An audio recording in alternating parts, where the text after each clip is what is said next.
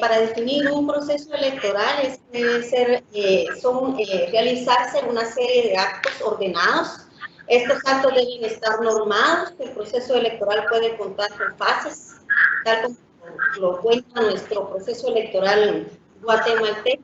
Asimismo, intervienen distintos actores dentro del proceso electoral, de los cuales nos referimos, y que tiene por objeto al final pues la elección de autoridades en nuestro caso, ¿verdad? Que el proceso electoral da inicio con la convocatoria a elecciones que decreta el Tribunal Supremo Electoral y que de igual manera, así como inicia, también el tribunal concluye cuando así lo el proceso concluye cuando así lo determina el Tribunal Supremo Electoral, emitiendo un decreto de conclusión. Que no existe una fecha determinada en la ley electoral y de partidos políticos para dar por concluido el proceso electoral. Esto lo decide el Tribunal Supremo Electoral, atendiendo a diversas circunstancias y especialmente a que se encuentren firmes la mayoría de adjudicaciones de cargos públicos, los que fueron sometidos a elección popular. También pudimos determinar en la sesión pasada que de acuerdo al artículo 196 de la Ley de Rango Constitucional de la materia, nuestro proceso electoral está compuesto por 3 fases. Ya nos referimos a la primera fase, que es la fase de postulación e inscripción de candidatos, y pudimos explicar que dentro de esa fase, aunque no las determine la ley electoral en ese mismo artículo 196, dentro de ese mismo periodo se dan una serie de actos electorales y importantes como parte de ese proceso electoral. Asimismo, también tuvimos la oportunidad de conversar sobre la segunda fase electoral, a la que la ley denomina taxativamente de campaña electoral o propaganda electoral, como también le decimos, habiendo establecido ya, ¿verdad?, que también durante el periodo que dura esa fase se dan actos electorales importantes ya explicados.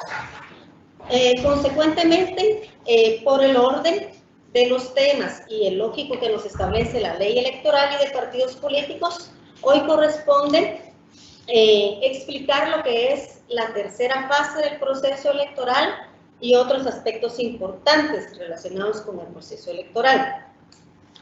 De ahí, pues, que nos vamos a referir específicamente a la tercera fase que establece el artículo 196 de la Ley Electoral y de Partidos Políticos. Dicho artículo, en uno de sus incisos, establece que la tercera fase comprende la realización de las elecciones, el cómputo y calificación de votos.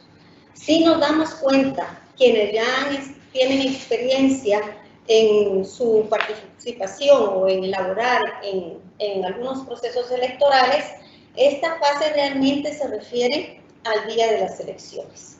Si, digamos, vemos, dice, las elecciones, el cómputo y calificación de votos. Estas 3 acciones se realizan el día que el Tribunal Supremo Electoral señala en su decreto de convocatoria para que se celebren las elecciones respectivas. Sin embargo, hay muchas cosas que devienen de la realización de las elecciones que no están determinadas en esa tercera fase, pero que es importante que todos conozcamos y que además estemos conscientes de su importancia y que tienen plazos establecidos en la ley electoral y de partidos políticos. De ahí que en la siguiente diapositiva vamos a observar que hay un esquemita donde en el primer recuadro podemos ver celebración de las elecciones. Ahí es donde se da, digamos, las elecciones, el cómputo, a lo que nosotros le podemos decir, porque el cómputo no es precisamente una transmisión tecnológica a través del uso de la tecnología de los resultados, sino que es el conteo, es contar los votos y la calificación de los votos, ¿verdad? La lógica sería elecciones, calificación de votos y cómputo. Sin embargo, la ley establece elecciones, cómputo y calificación de votos. Bueno, esta celebración de elecciones, ya como lo mencionamos en la sesión pasada, se debe realizar un domingo del mes de junio. O sea, la opción del tribunal, como ya lo mencionamos, es elegir uno de los domingos del mes de junio para la celebración de las elecciones generales. En este caso, pues ya conocemos qué comicios se celebran en el momento de elecciones generales, que son, aunque sea reiterativo, es importante que lo grabemos: la elección de presidente y vicepresidente de la República, diputados al Congreso de la República por los sistemas de lista nacional y de distritos electorales, diputados al Parlamento Centroamericano y los cargos de corporaciones municipales, es decir, alcaldes, síndicos y concejales. ¿Qué es lo que sucede ese día señalado para la tercera fase? Es el día en que se constituyen todos los actores importantes del proceso electoral, de los que ya conocemos, como son las juntas receptoras de votos. Ellos, como algunos ya han podido constatar, se constituyen en horas de la madrugada en los centros de votación a recibir sus cajas con todo el material electoral. De las actividades importantes que realizan estas juntas previo a las 7 horas que debe dar inicio de la votación son verificar que lleguen todos los materiales electorales, especialmente aquellos que son indispensables para que se lleve a cabo la elección. ¿A qué materiales le llamamos indispensables? El padrón electoral, las papeletas electorales, la tinta indeleble, los sellos, por ejemplo. Esos son materiales indispensables en cada junta receptora de votos. Lógicamente revisarán si les falta, por ejemplo, crayones, alguna bolsa, masking tape, lapicero, clips, hules u otros materiales que son importantes, aunque no son indispensables. Pero los 4 que les mencioné primero, esos son fundamentales para que se lleve a cabo el proceso electoral. Si una junta receptora de votos no cuenta con el respectivo padrón, no se puede llevar a cabo o no puede iniciar la votación en esa junta, ante esa junta receptora de votos. ¿Por qué? Porque ese es el listado de ciudadanos habilitados para votar en esa mesa o ante esa junta. Entonces, definitivamente, sin padrón no se puede iniciar la votación. Además, sin papeletas tampoco, porque la papeleta electoral, aunque no se defina en ninguna parte de la ley, es el instrumento que utiliza el ciudadano para poder elegir la alternativa que le parezca de las que se le presentan en cada una de las elecciones. Entonces, sin ese instrumento para que pueda el ciudadano manifestar su voluntad, no se puede llevar a cabo también la votación y, consecuentemente, la elección o las elecciones a las que convoque el Tribunal Supremo Electoral. La tinta indeleble ha sido, digamos, un instrumento, un insumo que establece la ley del que se debe dotar a las juntas receptoras de votos, y el papel importante que ha jugado la tinta indeleble es que ha sido considerada como una garantía dentro del proceso electoral, derivado que por su característica de indelebilidad garantiza que incluso al final de la jornada y hasta el día siguiente, a veces es tan buena que las personas se quejan de que no se les quita, finaliza la jornada, por ejemplo, que es lo que nos interesa, y la persona, quienes se sienten orgullosos de haber acudido a votar, andan enseñando su dedo índice como muestra de que ya fue a votar. Incluso en las juntas receptoras de votos, aunque no lo establezca la ley, algunas le solicitan al ciudadano que les muestre el dedo índice para ver si ya lo tiene entintado, ¿verdad? Entonces, en fin, digamos, esto es lo que se hace el día de las elecciones, que es una actividad que establece la ley dentro de la tercera fase, y digamos, lo más importante que se lleva a cabo ese día de las elecciones es la atención al ciudadano, en todo sentido.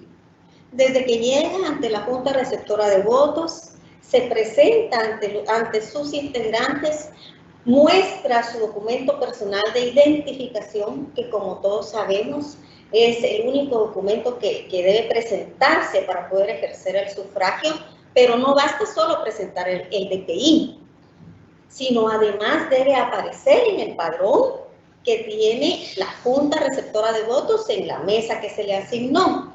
Entonces, eso es lo primero. Digamos, presenta su DPI, la Junta Receptora constata que aparece en el padrón electoral y al constatar eso, pues ya procede a continuar con lo que es la mecánica de la votación. Se dota al ciudadano, pues no les voy a relatar acá toda la mecánica del voto, sino que lo más relevante, se dota al ciudadano en el caso de las elecciones generales de sus 5 papeletas, que como ya sabemos cada una es de distinto color, precisamente para diferenciarlas fácilmente.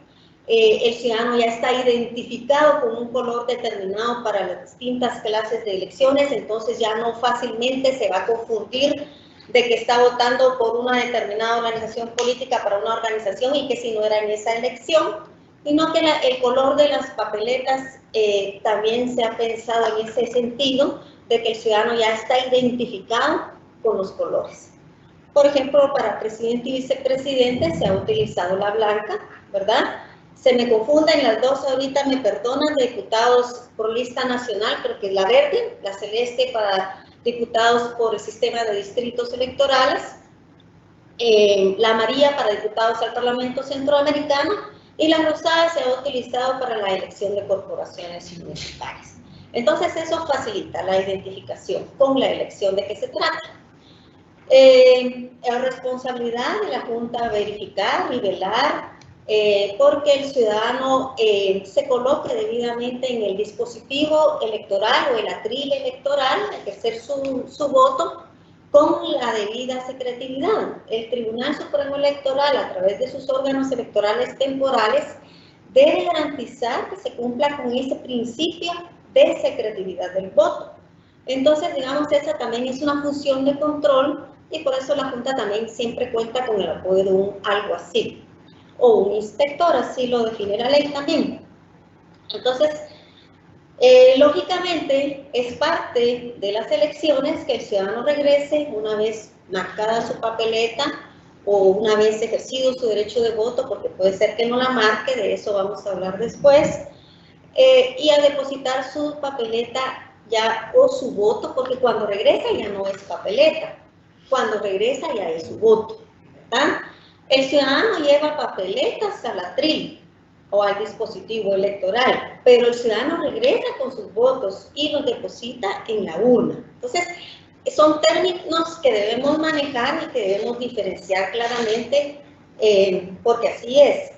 Entonces, al final de la jornada, porque esto es una labor que pasan haciendo y sirviendo, atendiendo las juntas receptoras de votos a ciudadanos, cuando se cierra la votación, porque recordemos que hay una jornada establecida en la ley electoral y de partidos políticos, que es la jornada electoral, la votación debe llevarse a cabo de 7 horas a 18 horas en un solo día, ¿verdad?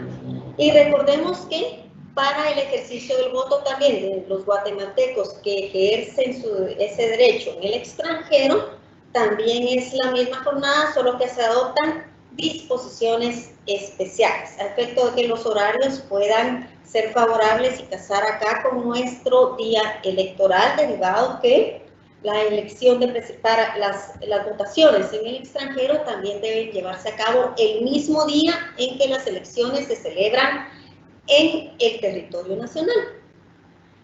Entonces, digamos, esa sería la fase como de elección, ¿verdad? Menciona el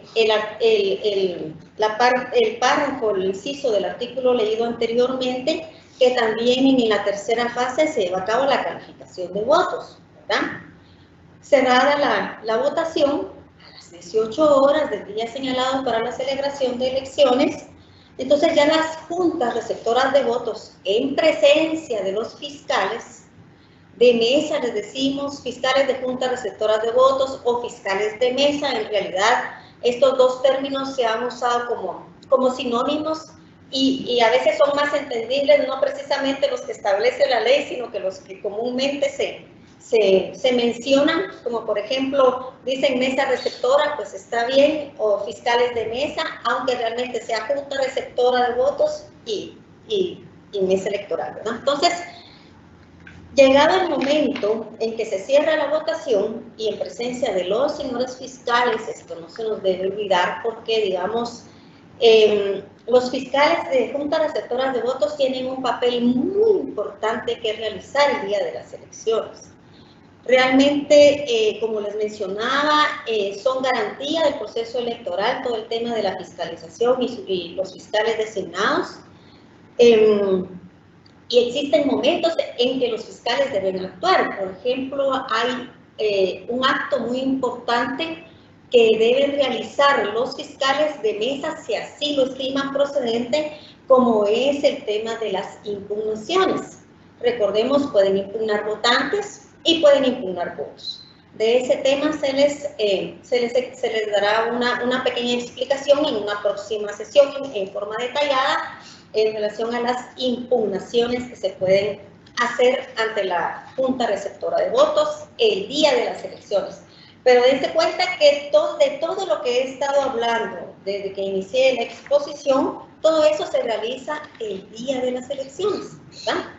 Y eso se realiza en los centros de votación que se instalan en todo el territorio nacional, ¿verdad? Lógicamente no nos podemos extender acá sobre todo el trabajo, todo lo que debe realizar el Tribunal Supremo Electoral y sus juntas para llegar a la instalación de centros de votación y de junta receptora de votos. Entonces, la junta receptora de votos como segundo paso, gran paso, ¿verdad?, es entrar a la calificación de los votos, que no es más que ver en cada papeleta el voto emitido por el ciudadano y asignárselo a una organización política. Y hemos observado que incluso el mueble en sí, la mesa como mueble, incluso hasta ya no se da abasto para poder hacer esa clasificación de votos, porque recordemos, digamos, que en la oportunidad pasada, no sé si llegaron a participar 26 organizaciones políticas en algunas elecciones de diputados distritales. Entonces, en esa, digamos que tienen que clasificar las juntas receptoras de votos, los votos emitidos a favor de cada una de las organizaciones políticas con mucho cuidado. Y además también colocar y clasificar de forma separada los votos nulos, los votos en blanco. Ahora existe la figura de votos inválidos. Entonces, todo eso es una calificación. ¿Cómo es que lo hace así en forma general la Junta Receptora de Votos? La Junta tiene que ir extrayendo de las urnas y de elección en elección. No puede hacer a la vez extraer los votos de todas las elecciones. Tiene que ir en un orden. Extrayendo cada voto, desdoblando la papeleta, porque recordemos que el ciudadano la deposita doblada en la urna, e írsela enseñando a los fiscales de las organizaciones políticas que están presentes a efecto de que ellos constaten que realmente el voto se está asignando correctamente. Es decir, que se asigne a la organización política por la que efectivamente votó el ciudadano. Entonces, todo ese es un proceso hasta concluir, digamos, cada una de las elecciones. Al final, digamos, de calificar los votos, lógicamente tiene que realizar el cómputo o el conteo o el escrutinio, ¿verdad? Podemos utilizar esos términos para poder llegar finalmente al llenado del documento electoral donde se hacen constar los resultados obtenidos ante la Junta Receptora de Votos de las 5 elecciones. Realmente no es una tarea fácil la que le toca a la Junta Receptora de Votos, y toda la ciudadanía está a la espera de ver resultados, ¿verdad? Entonces los ciudadanos quisieran que a la hora de que cierran los centros de votación, que concluye la jornada de votación, estén los resultados electorales ya. Sin embargo, esta es una función que realizan las juntas receptoras de votos, que lleva su tiempo y además es delicada. Así es de que deben realizarla detenidamente, bien, y en el caso de que al momento del escrutinio, de la clasificación o calificación de los votos, se presenten impugnaciones, deben resolverlas de la forma en que lo explicaremos en una próxima sesión. Entonces, digamos, eso es lo que comprende la tercera fase. Hablamos de elecciones, hablamos de calificación de votos y de cómputo. En relación al cómputo hay, digamos, una actividad correlacionada y muy importante que hay que mencionarla. No sé si esté más detalladamente adelante dentro de los ítems del contenido del módulo. Sin embargo, es la transmisión de resultados preliminares. Ese mismo día se da esa transmisión. No necesariamente debe concluirse y no necesariamente a concluir el día de las elecciones, salvo, creo, en consulta popular.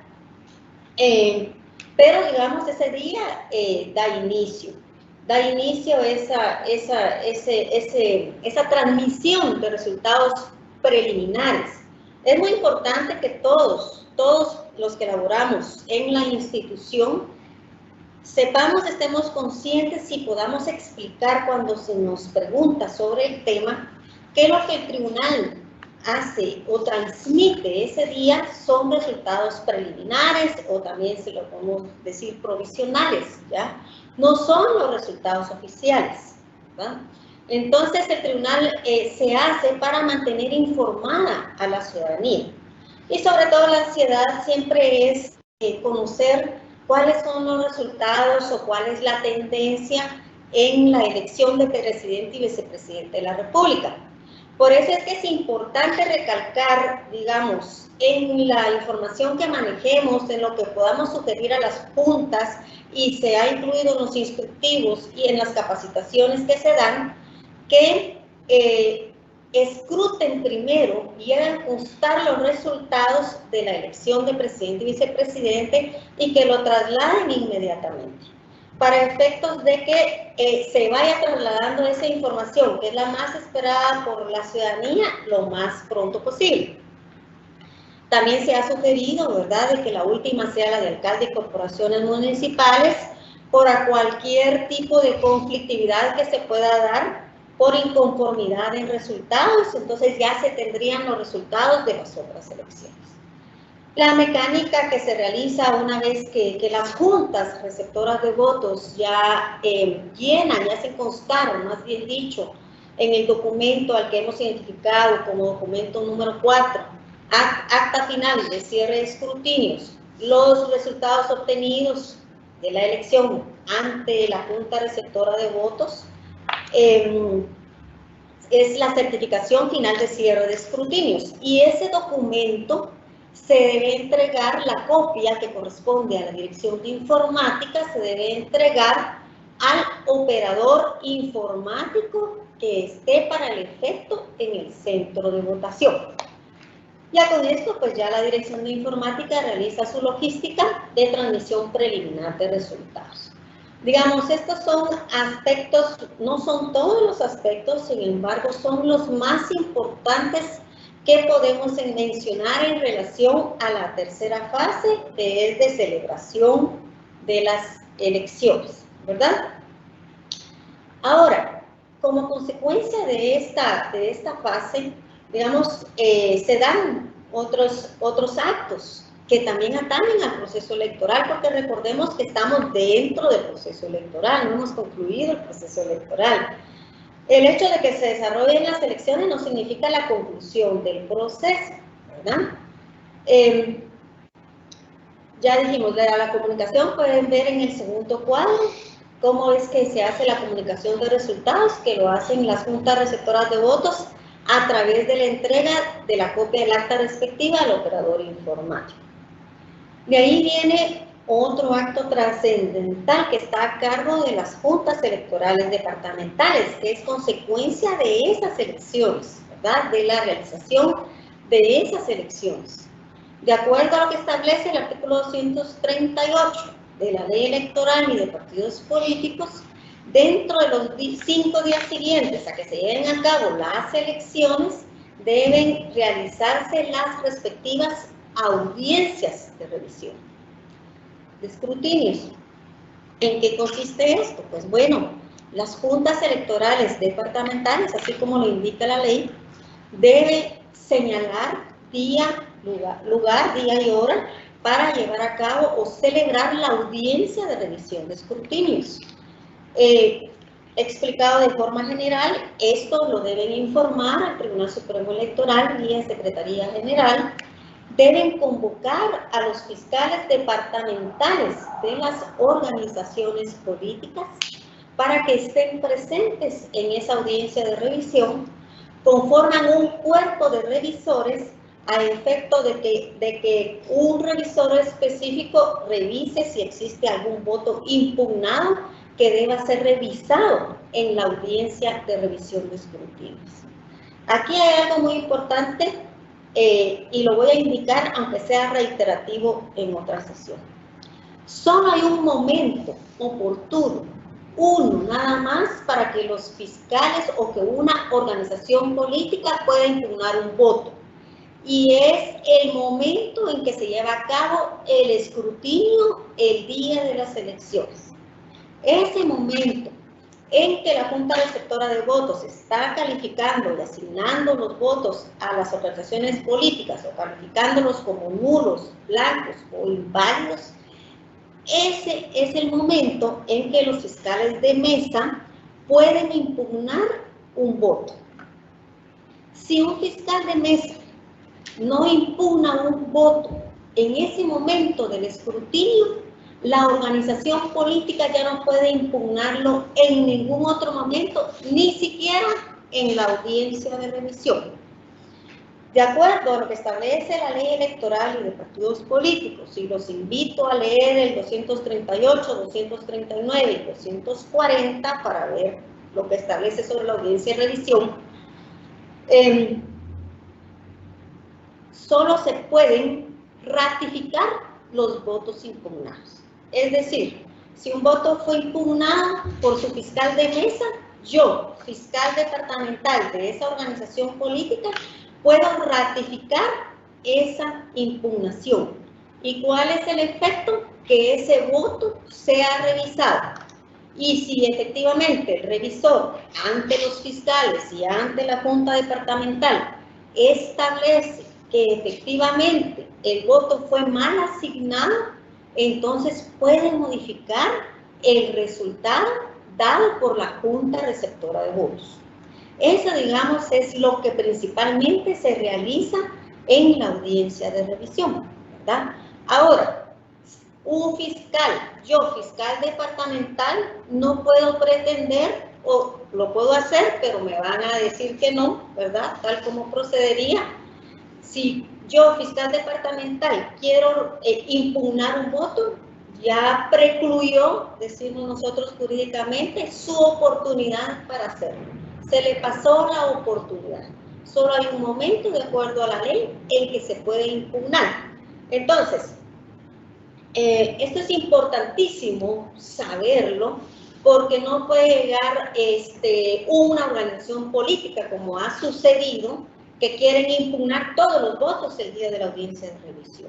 La ley no lo permite, entonces eso no es factible ni tampoco sería correcto realizar. Asimismo, pues en esa misma audiencia de revisión, la Junta Electoral Departamental condensa o hace constar en el documento respectivo, que es el número 8, si lo hemos identificado, acta de revisión final de escrutinios, hace constar los resultados a nivel departamental, ¿no? Es decir, hace constar los resultados que corresponden a todos los municipios de su jurisdicción. Y ahí es, como les decía en una sesión anterior, que es en ese documento 8 que la Junta Electoral Departamental hace constar los resultados oficiales obtenidos en las elecciones que se celebran. No es el Tribunal Supremo Electoral como tal. Claro, son órganos electorales temporales del tribunal, pero ya hablábamos que son juntas integradas por personas que trabajan ad honorem y que no están en relación de dependencia con la institución. Entonces, son ciudadanos haciendo constar y certificando los resultados electorales obtenidos de las elecciones realizadas donde otros ciudadanos fueron a manifestar su voluntad a través del voto. Y ahí es donde está la garantía de los resultados electorales. Esa es realmente los resultados oficiales. Jamás son los resultados preliminares, sino son los resultados oficiales dados por las juntas electorales departamentales. Ya este acta de revisión final de escrutinios, que también suscriben los fiscales departamentales que se encuentran presentes. Entonces veamos cómo las organizaciones políticas tienen presencia en todos esos actos relevantes del proceso electoral y que tienen un momento oportuno para actuar.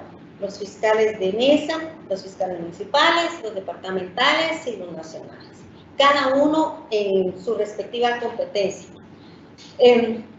Esta acta es trasladada al Tribunal Supremo Electoral para que el Tribunal Supremo Electoral, a su vez, también sume, por decirlo así, condense, sume, resuma los datos a nivel nacional. Pero ¿qué es lo que se hace?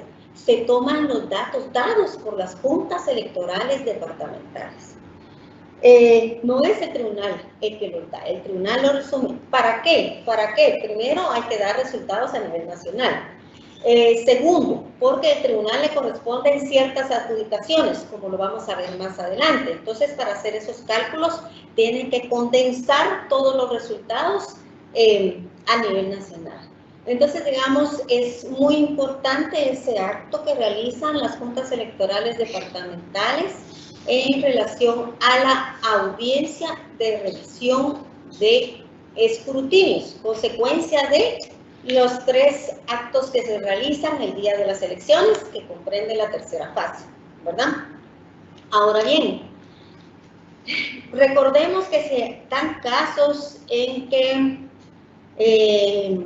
existe violencia, conflictividad electoral que provoca destrucción de materiales electorales, y si ha llegado el momento en que no se cuenta con los actas suficientes en las que consten los resultados necesarios para que tengan validez ciertas elecciones. Y de ahí que el Tribunal Supremo Electoral ha tenido que declarar la nulidad de algunas elecciones, sobre todo las de corporación municipal. No sé si, vamos a ver un artículo, a ver si me recuerdo cuál es, donde se menciona lo de este tipo de nulidad. Sí, creo que es la nulidad especial. Estoy hablando de la nulidad especial que está regulada en el artículo 235 de la ley electoral, que establece: el Tribunal Supremo Electoral declarará la nulidad de las elecciones efectuadas en cualquier municipio a solicitud de cualquier organización política que esté participando en el evento o de oficio, si en más de 1/3 de las juntas receptoras de votos se hubiese declarado la nulidad. Podrá asimismo declarar la nulidad si hubieran sufrido actos de destrucción o sabotaje antes, durante o después de la elección. Entonces, si el Tribunal Supremo Electoral, por cualquier razón, no cuenta con más de 1/3 de los resultados de una elección municipal, el tribunal debe declarar la nulidad especial, así lo denomina la ley de la elección. Bueno, eso lo vamos a ver más despacio. Ustedes saben que eso se ha dado en los distintos procesos electorales y se han tenido que repetir la elección de corporación municipal en algunos municipios. Entonces, no recuerdo ahorita, fueron como 5 o 6 los municipios donde hubo que repetir en el 2019 elecciones por actos de violencia, por lo que está establecido en este artículo. Y en ese caso, las elecciones se han repetido el día en que se lleva a cabo la segunda elección de presidente y vicepresidente de la República. Entonces, continuamos el tribunal con su logística y pues contempla lo de la repetición de esas nulidades especiales y el tribunal convoca nuevamente a esas elecciones en esos municipios. Esa es una clase de repetición de elecciones, ¿verdad? Pero ahora nosotros pues sabemos, y quienes no, pues en el 2016 el Congreso de la República emitió reformas a la ley electoral y de partidos políticos, y entre una de las innovaciones que se tuvo a consecuencia de esta reforma fue la validez del voto nulo, ¿verdad? Entonces, esto pues tiene que tener una mayoría específica para su validez, pero en caso que el voto nulo obtenga la mayoría que establece la ley, deben repetirse las elecciones donde se dé ese presupuesto legal. Entonces, digamos, como consecuencia de esa tercera fase, de esos 3 actitos, tiene que suceder o sucedería, en dado caso se den los presupuestos, estas cosas de las que estamos hablando. Más adelantito les voy a explicar un poquito un posible cronograma de lo que implica la validez del voto nulo. Asimismo, la ley no establece en su tercera fase ni una cuarta fase, ni nada en relación a la segunda elección de presidente y vicepresidente de la República. Sin embargo, el artículo 201 de nuestra ley de rango constitucional contempla eso y hay que realizar. Entonces, después de las elecciones generales debe hacerse todos los preparativos y también deben celebrarse la segunda elección de presidente y vicepresidente de la República. Esto pues ya lo dijimos, en un plazo no mayor de 60 ni menor de 40 días. Y recordemos, esto tenemos que tenerlo bien presente. Durante el proceso electoral y en esa materia, son 2 presupuestos, todos los días son hábiles. Así es de que no podemos hacer nosotros un conteo, un cómputo de días, obviando los días de asueto o los días sábados y domingos. Todos los días son hábiles. Y pues como después de la segunda elección de presidente y vicepresidente, y en caso se diera repetición de elecciones por voto nulo, entonces viene el acto importante que tiene a cargo el Tribunal Supremo Electoral, que es dar por concluido el proceso electoral. Para esto ya indicamos de que no existe una fecha establecida en la ley. El Tribunal Supremo Electoral lo hace de acuerdo a criterios objetivos y especialmente considerando en que las adjudicaciones, que eso también se da después de las elecciones, ya se encuentren firmes. Si hay alguna que no se encuentra, pues deja salvo esas adjudicaciones, pero no hay una fecha establecida para que el tribunal decrete la conclusión del proceso electoral.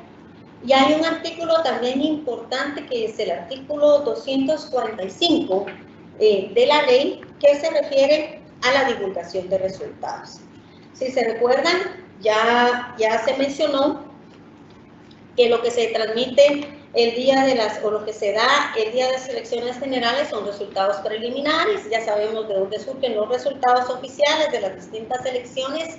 Y ahora veamos, es importante el 245 que se refiere a la divulgación de resultados. Y, la ley establece lo siguiente: el Tribunal Supremo Electoral está obligado a divulgar por todos los medios de comunicación los resultados electorales, parciales y definitivos, ¿verdad? Hasta ahí estamos bien, yo creo que es entendible. Dentro del plazo de 8 días, hasta ahí también estamos bien. Pero pongamos atención a lo que termina de decir el artículo. Siguientes a la terminación del proceso electoral. ¿Cuándo termina el proceso electoral? cuando así lo declara el Tribunal Supremo Electoral. Lo hace a través de el decreto de conclusión del proceso electoral.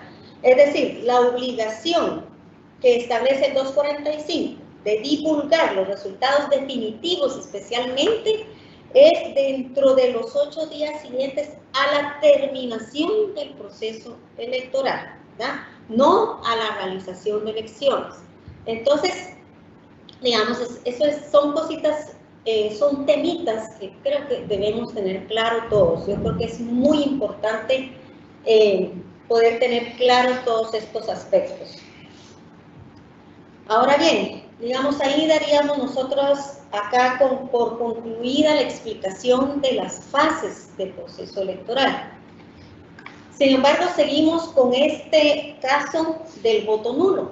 Si pasamos la siguiente diapositiva. El artículo 196, en uno de sus párrafos de la Ley Electoral y de Partidos Políticos, regula que si no se diera la repetición de elección presidencial, pero sí de las elecciones municipales, de alcaldes, síndicos o de diputados por lista nacional, por planilla distrital o diputados al Parlamento Centroamericano, las mismas se podrán realizar conjuntamente con la segunda elección presidencial. Solo déjenme confirmar que me pareció rara la redacción de esta parte del artículo 196. Si no se diera la repetición de la elección presidencial, pero sí de las elecciones municipales, de alcaldes y síndicos o de diputados, por lista nacional, por planilla distrital o diputados al Parlamento Centroamericano, las mismas se podrán realizar conjuntamente con la segunda elección presidencial. Bueno, aquí el presupuesto que establece la ley o lo que está regulando, digamos, es que si no gana el voto nulo o no tiene la validez el voto nulo porque no tiene la mayoría absoluta de los votos válidos emitidos en la elección de presidente y vicepresidente, esta no se debe repetir, lógicamente, como cualquier otra elección. Y si no se da la repetición de esta elección presidencial, entonces se establece la posibilidad de que las otras elecciones, en caso de darse la validez del voto nulo, se puedan repetir la fecha o el día en que se celebre la segunda elección de presidente y vicepresidente de la República, que también conocemos como segunda vuelta, que también se le denomina balotaje, ¿verdad? Son términos, son sinónimos, por decirlo así. Sí, pero afortunadamente, fíjense que este párrafo del artículo 196 de la ley electoral lo establece como facultativo, tal vez, creo que tal vez estaría mal decir discrecional, pero también es bueno decirlo, establece, las mismas se podrán realizar conjuntamente con la segunda elección presidencial. Afortunadamente está esa palabra podrán, no es deberán, ¿tá? ¿Y por qué? Porque el artículo 210 de la misma ley señala, si colocamos la siguiente diapositiva, una serie de actos que deben realizarse previo a la repetición de elecciones en caso de validez del voto nulo. Siguiente, por favor.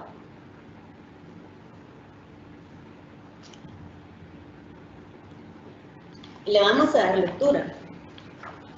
Si la elección se repitiese como consecuencia del porcentaje de la suma de votos nulos, se hará la convocatoria de elecciones dentro del plazo de 10 días a contar de la declaratoria de nulidad, ¿verdad? Es decir, tiene que haber una declaratoria de nulidad, tiene que haber una convocatoria, y dice, la celebración de asambleas extraordinarias, es decir, deben celebrarse asambleas extraordinarias que correspondan, finaliza 60 días antes de la fecha en que se celebren las elecciones, ¿verdad?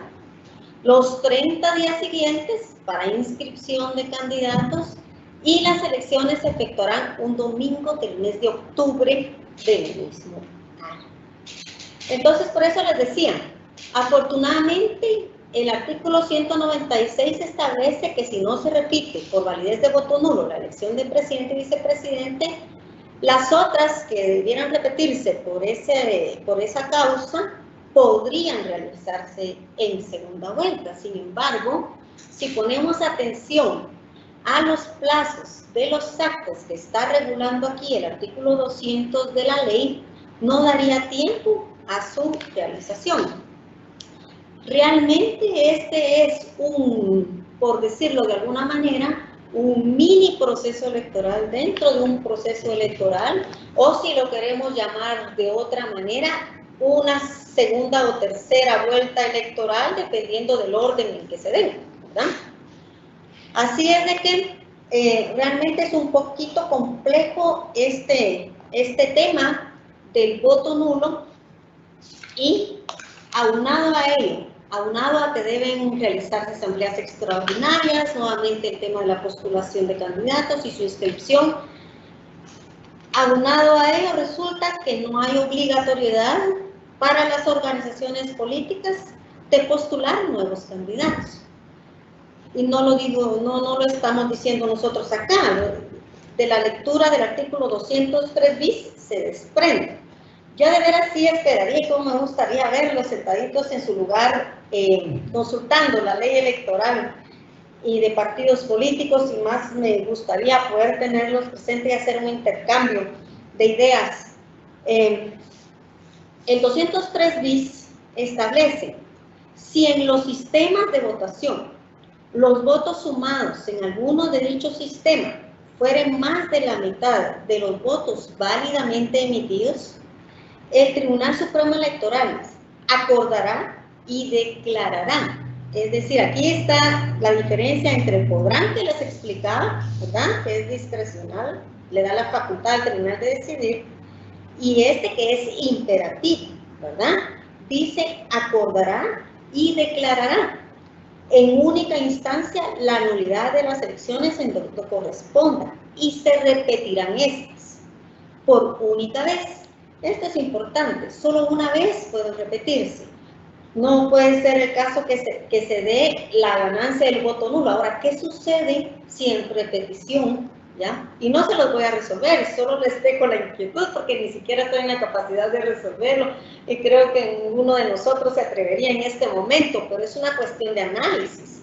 ¿Qué sucede si en la repetición vuelve a ganar el voto nulo, ¿verdad? Porque aquí dice solo una vez, ¿verdad? Se puede repetir una sola vez, ¿verdad?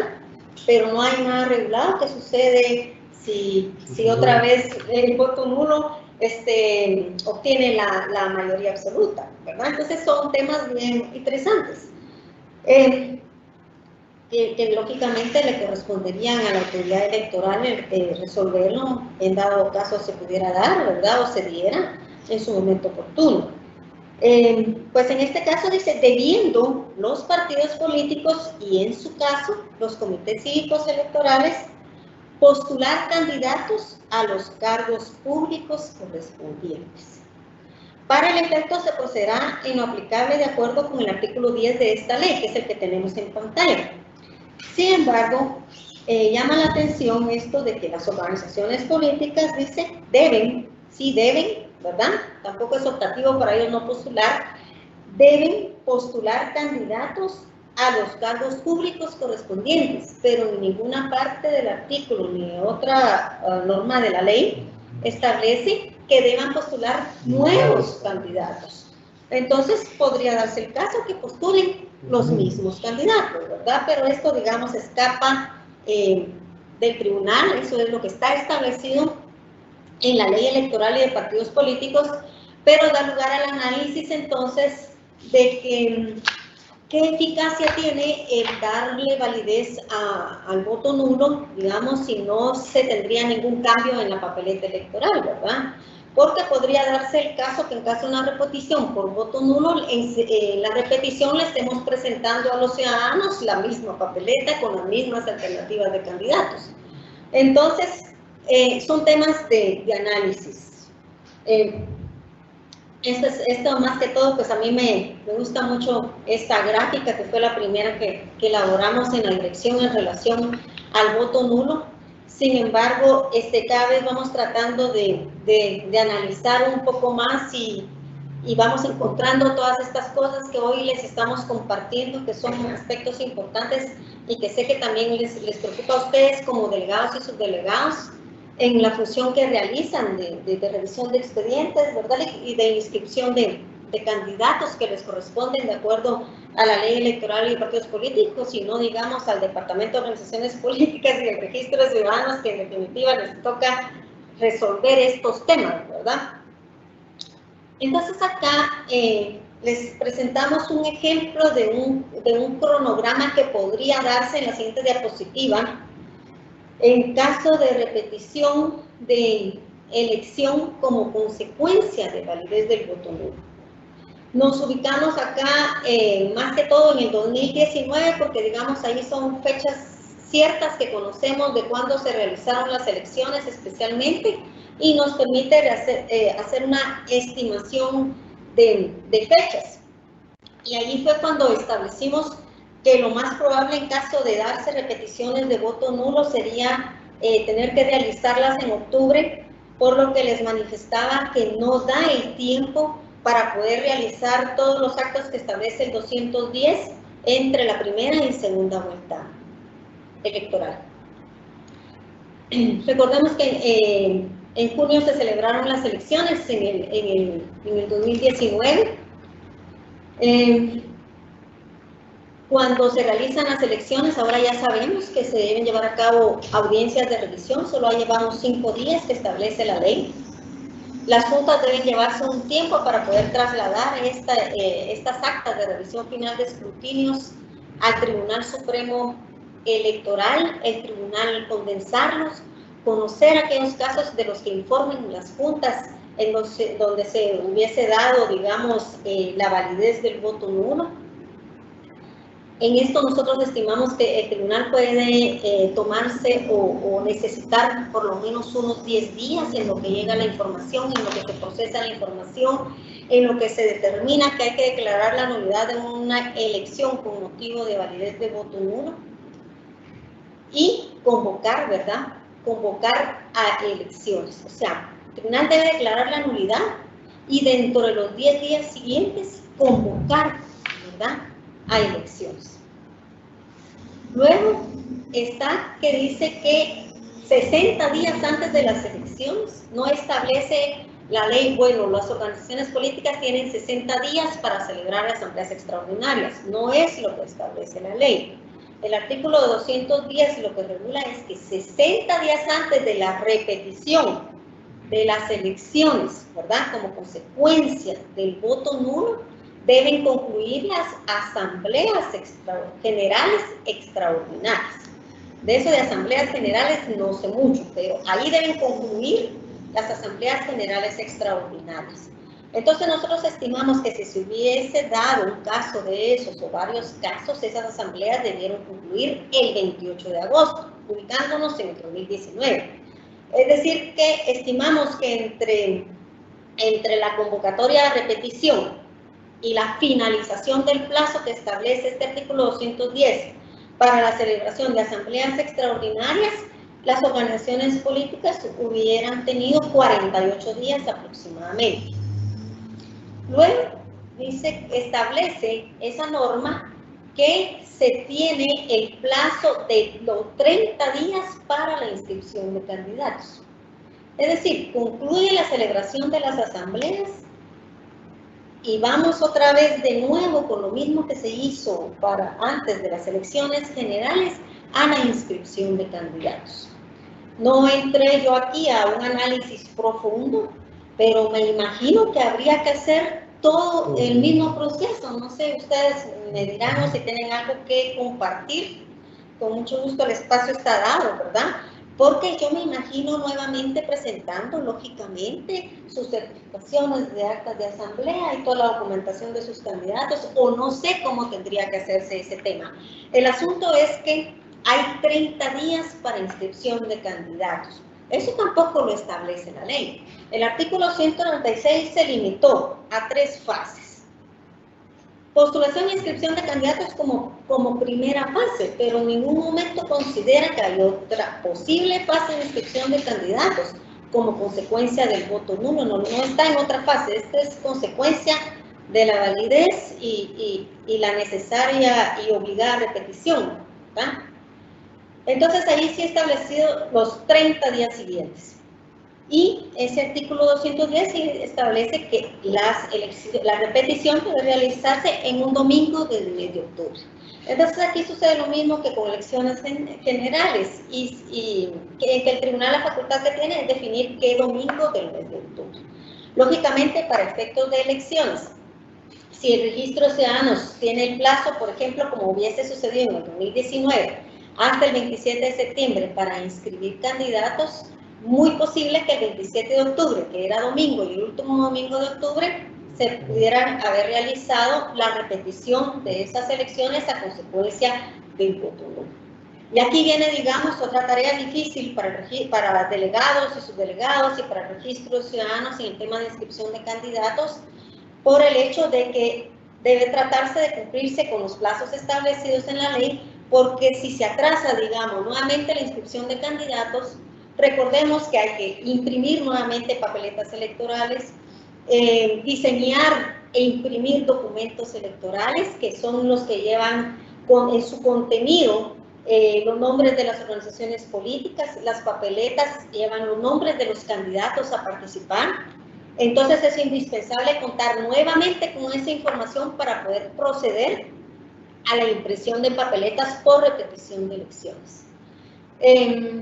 Y pues ahí pues estaríamos llegando que si de darse caso, en ese caso pues el tribunal podría estar concluyendo el proceso electoral en noviembre o incluso en diciembre del año en que se celebren las elecciones y luego pues divulgar los resultados. Ahora, realmente hay varios escenarios que se pueden presentar en relación al voto nulo, ¿verdad? Que la elección sea normal, que ninguna elección obtenga mayoría de voto nulo que se requiere para la repetición, entonces todo normal como sucedió en el 2019. Realizamos la elección del presidente en junio y en agosto, lógicamente por los cálculos se debe realizar la segunda elección y ahí sí se dan repeticiones por caso de nulidad especial. Entonces ahí mismo se repiten las elecciones y no se altera nuestro programa electoral, ¿verdad? En el caso también puede darse la repetición de elección de presidente y vicepresidente. Ahí habría que hacer el análisis si procede, digamos, su repetición en el mes de octubre. Y entonces, ¿cuándo realizaríamos la segunda vuelta? ¿Verdad? Ese es otro, digamos, también tema a analizar, que no está establecido en la ley electoral de partidos políticos. Imaginemos que se realice en octubre y entre 45 y 60 veces la segunda elección, tenemos que correr muchísimo para que puedan tomar posesión de sus cargos, ¿verdad? Los electos, que es en enero del año siguiente. Y podría darse este caso en que se da la elección de presidente y vicepresidente de la República, se realiza la segunda elección de presidente y vicepresidente porque el tribunal no puede obviar el artículo 201, que la segunda elección debe llevarse a cabo en un plazo no menor de 45 ni mayor de 60 días, y la repetición de elecciones en octubre, como les decía, serían prácticamente como 3 elecciones, ¿verdad? O 3 vueltas electorales, si así lo queremos denominar. Entonces, digamos, este es realmente el escenario general que se presenta en relación al voto nulo. No sé si ustedes quieren compartir algo en relación a este tema del voto nulo.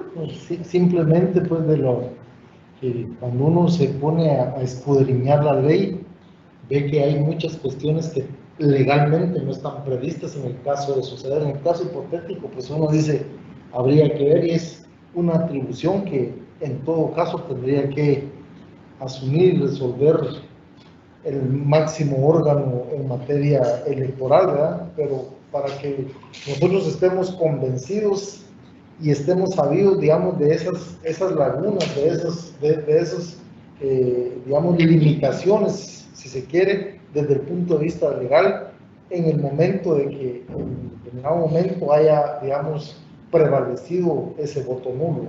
Y es lo que esperamos de que nunca suceda, pues, pero al final de cuentas la ley prevé una parte nada más. Sin embargo, hay otra parte, digamos, no prevista, una parte oscura de que habría que, pues, ver de qué manera se soluciona, porque definitivamente hay que solucionarlo en caso de que se presente una situación de esta naturaleza. Así es.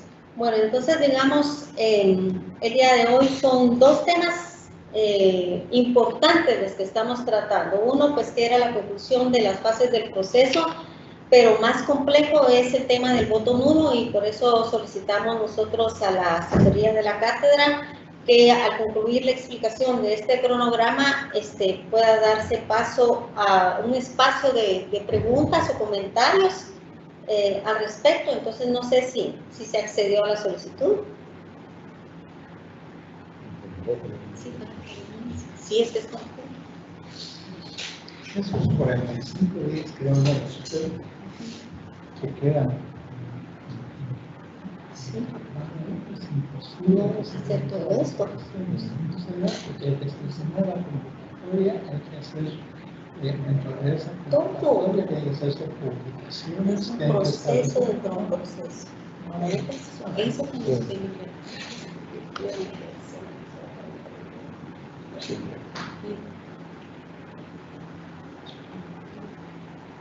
¿Será que están ahí? Sí estamos conectados, ¿verdad?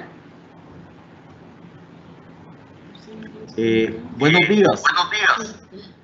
Mucho gusto, licenciada. Tenemos una pregunta relacionada con el voto nulo. Y dice, si volviera a ganar el voto nulo en la repetición de elecciones, por ejemplo, en la elección presidencial, ¿qué debe hacer el Tribunal Supremo Electoral en ese caso? Sí, digamos, es cabalmente lo que les mencionaba, que la ley únicamente establece de que una vez se puede repetir una elección como consecuencia del voto nulo.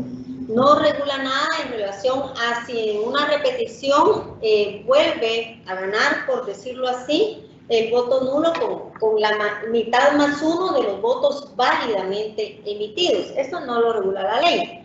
Esto es un tema que, digamos, yo diría que es un tema que está pendiente de análisis por el Tribunal Supremo Electoral o de regulación, por lo menos si es factible a nivel reglamentario.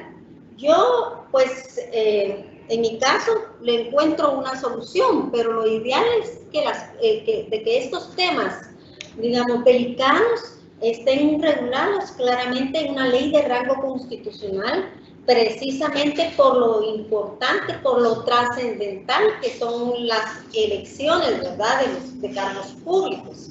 Entonces, al establecer la ley que solamente una vez se puede repetir una elección por voto nulo, yo deduciría de que no tomamos en cuenta el dato obtenido por el voto nulo y nos vamos únicamente a los votos válidos obtenidos por las organizaciones políticas participantes para proceder a la adjudicación de cargos.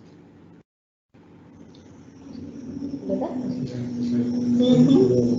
Complementando o insistiendo en la pregunta, otro compañero dice, en caso de repetir elecciones por voto nulo, ¿hay un tiempo estipulado para propaganda? No existe ningún tiempo estipulado para propaganda electoral. Eso también es otro de los aspectos muy importantes, su comentario o su intervención. Eso es algo que se me pasó compartirles, que no existe un tiempo establecido para la propaganda electoral. Esto también es algo que no está regulado taxativamente y me parece que habría que hacer una interpretación como asimilando las fases que tiene el proceso electoral en general. Y al no existir la regulación y estando el Tribunal Supremo Electoral facultado para resolver todos aquellos temas de su competencia, y su competencia es todo el tema electoral, ¿verdad?, cuando no existe una regulación, Entonces, me parece que lo podría definir en el decreto de convocatoria.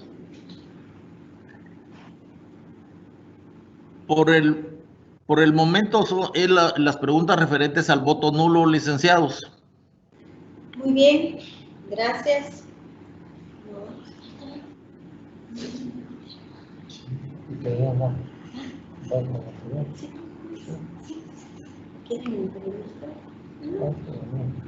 Muy bien.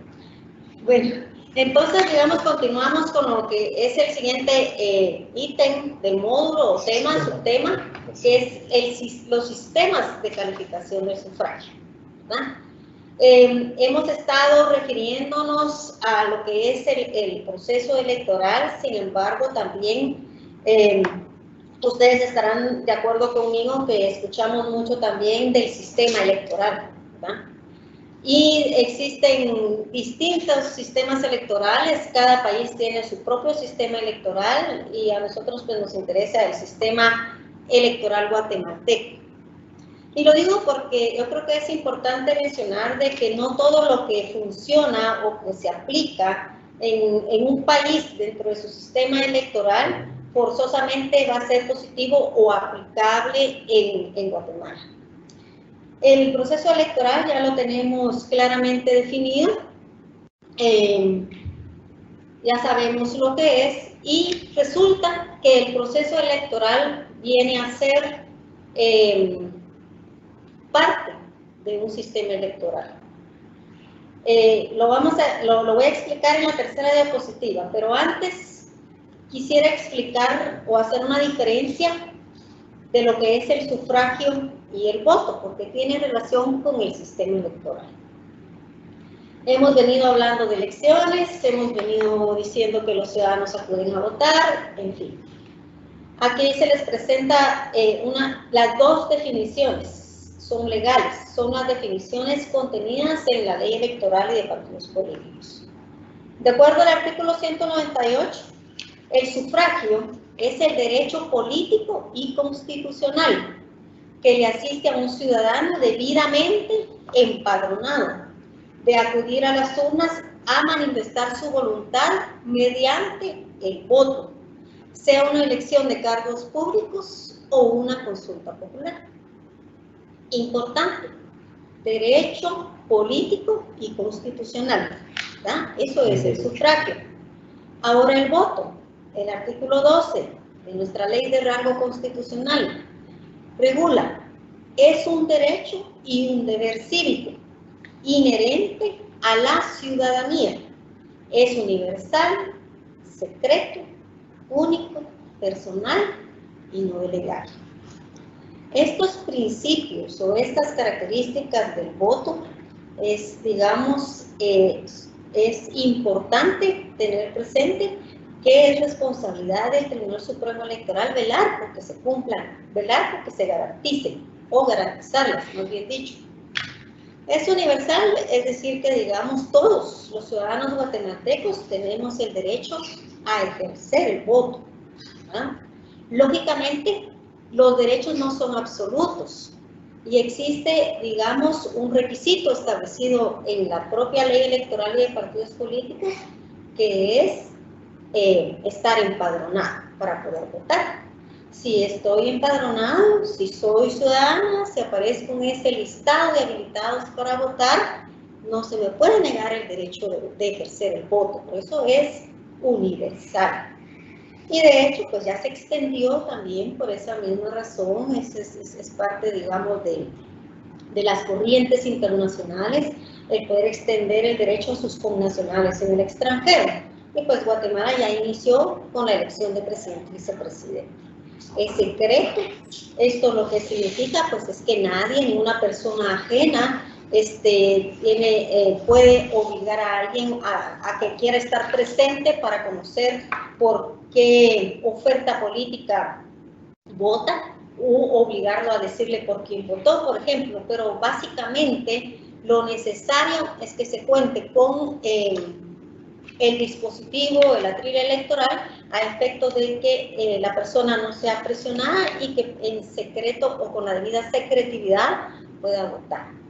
Es único, ¿por qué? Porque cada uno de nosotros como ciudadano puede emitir un solo voto por cada elección.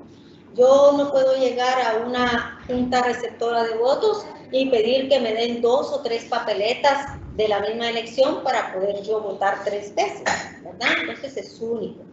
Es personal porque debo yo acudir a la mesa, yo, mi personita, tengo que estar en forma ahí presencial, en el caso de nuestro territorio nacional a la fecha y también lo que sucedió en 2019 en el extranjero, no puedo enviar a alguien más, sino que yo personalmente acudo a votar.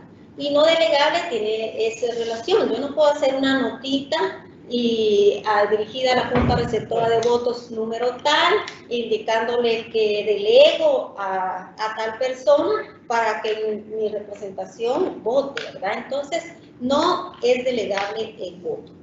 Eso, digamos, es importante conocerlo. En esta gráfica, en la gráfica de la siguiente diapositiva, ahí podemos ver la gran diferencia. A mí me gusta mucho esto, ¿verdad? Porque, digamos, el sufragio es un derecho, es constitucional, es político. Ya vimos que está garantizado en la Constitución, está garantizado en la Ley Electoral y de Partidos Políticos, y realmente el derecho es elegir y ser electo. Por esa razón es que el sufragio es el macro, es lo más, digamos. Por eso lo ven en el círculo grande, porque no abarca solo el derecho de elegir, sino también el derecho de ser electo. Y además es un derecho constitucionalmente reconocido. Por eso es que se dice que existe un sufragio activo y un sufragio pasivo, ¿verdad? El sufragio pasivo es el derecho de ser electo. Yo me postulo como candidata, estoy participando, entonces estoy ejerciendo ese derecho de ser electa y entonces estoy ejerciendo mi derecho de sufragio pasivo, ¿verdad? Y el hecho de votar es el sufragio activo, es el derecho de elegir. Ahora, ¿qué es el voto? El voto es el acto mismo. El voto es donde la forma en que materializamos ese derecho de elegir. Entonces acudimos a la urna, elegimos una alternativa política, marcamos nuestra papeleta, ahí votamos, ¿verdad?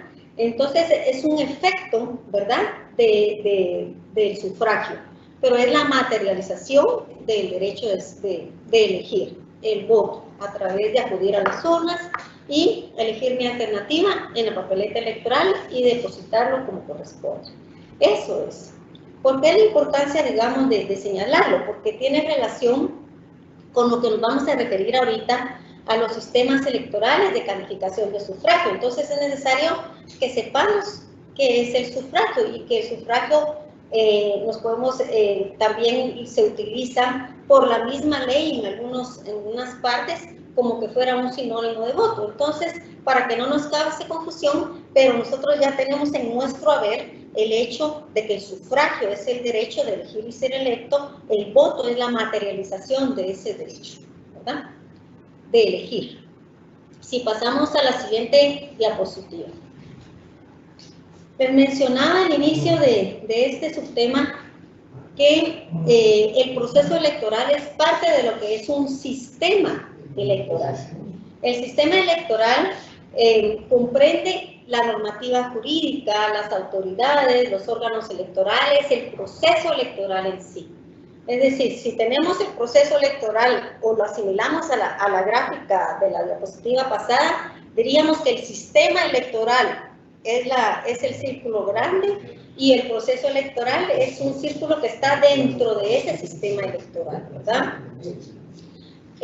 La normativa jurídica que regula nuestro sistema electoral guatemalteco ya la conocemos.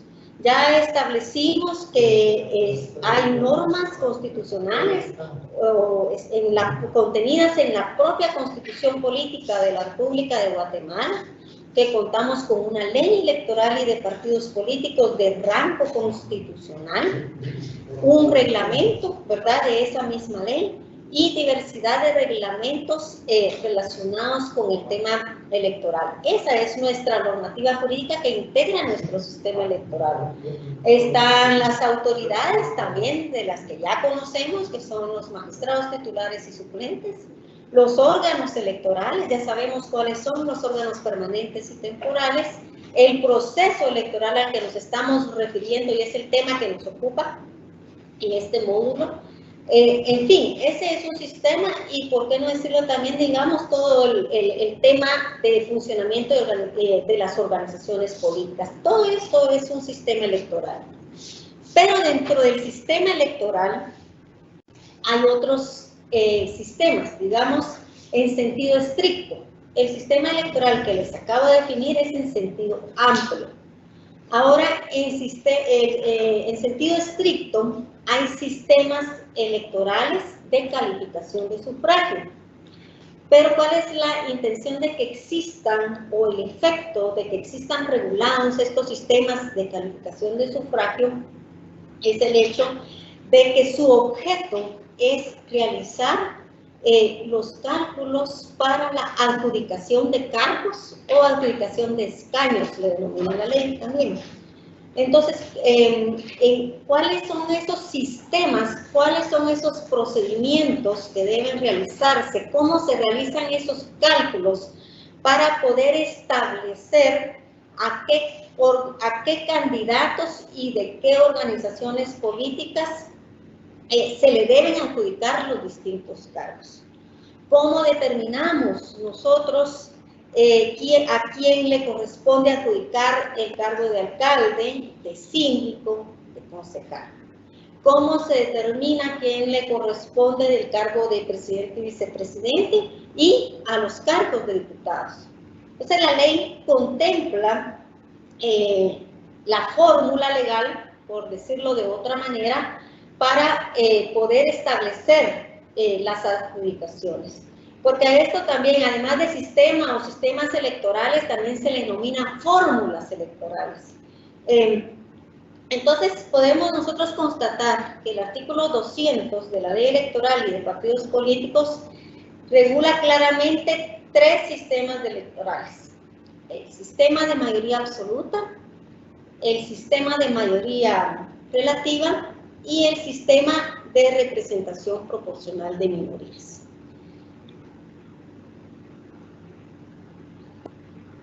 En el caso del sistema de mayoría absoluta, este realmente diría que no tiene una fórmula especial, es algo bastante sencillo de establecer. El artículo 201 de la Ley Electoral y de Partidos Políticos regula claramente el de la mayoría absoluta. Este sistema aplicable tan solo a las elecciones de presidente y vicepresidente de la República, y consiste en que la planilla triunfadora deberá obtener por lo menos la mitad más uno de los votos válidos emitidos. Si en la primera elección ninguna de las planillas obtuviere tal mayoría, deberá llevarse a cabo la segunda elección con las dos planillas que hayan alcanzado la mayor cantidad de sufragios, en la que solo figurarán postuladas las dos planillas que hayan alcanzado mayor cantidad de votos en los primeros comicios, y ganará la elección la planilla que obtenga a su favor la mitad más uno de los votos válidos obtenidos, ¿verdad?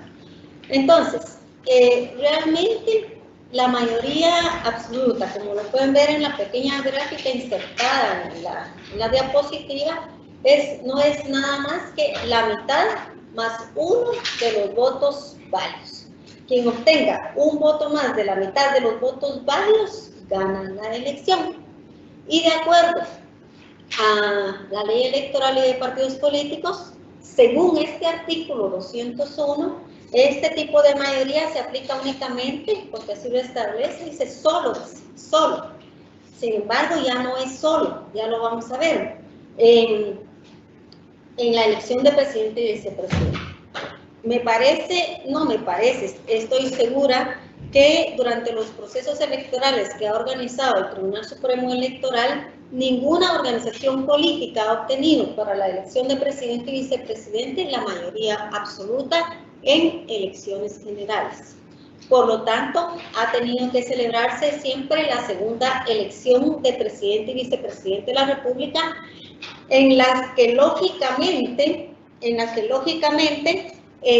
sí, una de las organizaciones debe obtener la mayoría absoluta, porque solo son 2 organizaciones las que participan ahí. Sí se da o debe darse ese presupuesto establecido en la ley electoral y de partidos políticos.